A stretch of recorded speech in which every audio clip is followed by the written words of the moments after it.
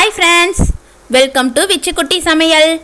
நம்ம இன்றைக்கி பார்க்க போகிற ரெசிபி என்னன்னு பார்த்தீங்கன்னா, ஒரு சூப்பரான டேஸ்டான புதினா புலாவ் தான் பார்க்க போகிறோம்.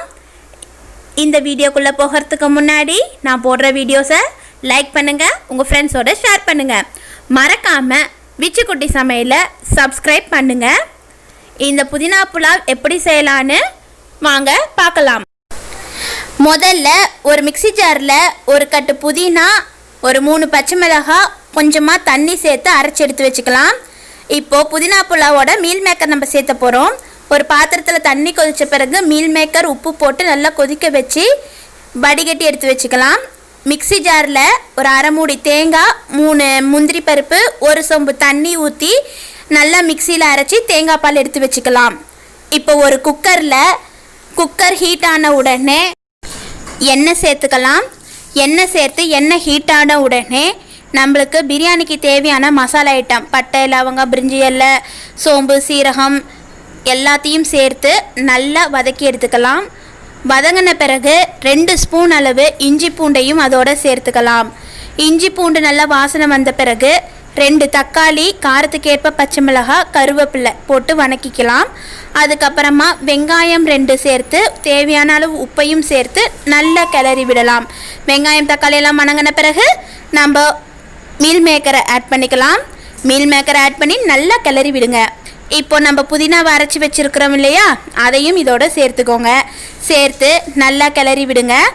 ஒரு 2 நிமிஷம் கிளறி விட்ட பிறகு இப்போ நம்ம தயிர் சேர்த்துக்கலாம். நான் இன்றைக்கி 3 ஸ்பூன் அளவு தயிர் சேர்த்துக்கிட்டேன். நம்ம எடுத்து வச்சுருக்கிற தேங்காய் பால் சேர்த்துக்கலாம். நான் இன்றைக்கி 1.5 டம்ளர் அரிசி எடுத்துக்கிட்டேன். 1.5 டம்ளர் அரிசிக்கு 1.5 டம்ளர் அளவு தேங்காய் பால், 1.5 டம்ளர் தண்ணி சேர்த்துக்கலாம். எல்லாத்தையும் சேர்த்து நல்லா கிளறி விட்டுக்கோங்க. கடைசியாக இப்போ நல்லா கொதித்த பிறகு ஒரு அரை எலுமிச்சம்பழத்தை நல்லா பிழிஞ்சு விட்டு கிளறி விட்டுக்கலாம். இப்போ நம்ம அலசி வச்சுருக்கிற அரிசியை இதோடு சேர்த்துக்க போகிறோம்.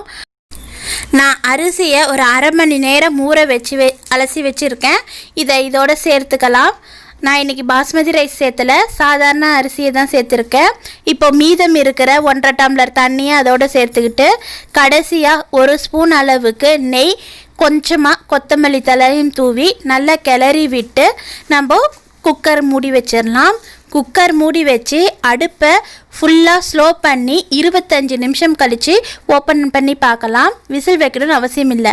பாருங்கள், ஓப்பன் பண்ணி பார்த்தா வீடே மணமணக்கிற புதினா புலாவ் அருமையாக தயாராகிடுச்சு. வாங்க இதை நம்ம சர்விங் பிளேட்டுக்கு மாற்றிக்கலாம்.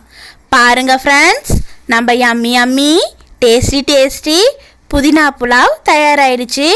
இது ரொம்ப டேஸ்ட்டாக இருக்கும். இந்த புதினா புலாவ் குழந்தைங்களில் இருந்து பெரியவங்க வரைக்கும் எல்லாத்துக்கும் ரொம்ப பிடிச்சமாக இருக்கும். ரொம்ப வாசனமாக சூப்பராக இருக்கும். பாருங்கள், நல்லா உதிரியாக அழகாக வந்திருக்கு. கண்டிப்பாக நீங்களும் இந்த புதினா புலாவை செஞ்சு பார்த்துட்டு எப்படி இருக்குன்னு எனக்கு கமெண்ட் பண்ணுங்கள். இது வரைக்கும் நம்ம சேனலை சப்ஸ்கிரைப் பண்ணாத நண்பர்கள் அனைவரும் மறக்காமல் விச்சுக்குட்டி சமையலை சப்ஸ்கிரைப் பண்ணுங்கள். பக்கத்தில் இருக்க பெட்டனையும் ப்ரெஸ் பண்ணுங்கள். அப்போ தான் நான் போடுற வீடியோஸ் நோட்டிஃபிகேஷனாக வரும். மீண்டும் மற்றொரு வீடியோவில் சந்திப்போம். நன்றி, வணக்கம்.